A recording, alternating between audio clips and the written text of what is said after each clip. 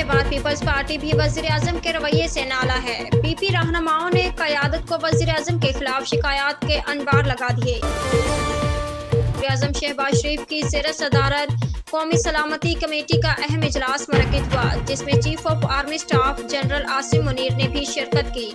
इजलास में मजमूई सिक्योरिटी सूरत हाल और माशी सूरत हाल का जायजा लिया गया।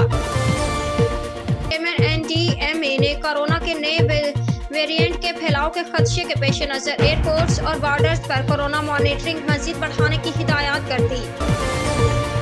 पंजाब के दारुल हुकूमत लाहौर में खुले दूध की फरोख्त पर पाबंदी का फैसला कर लिया गया।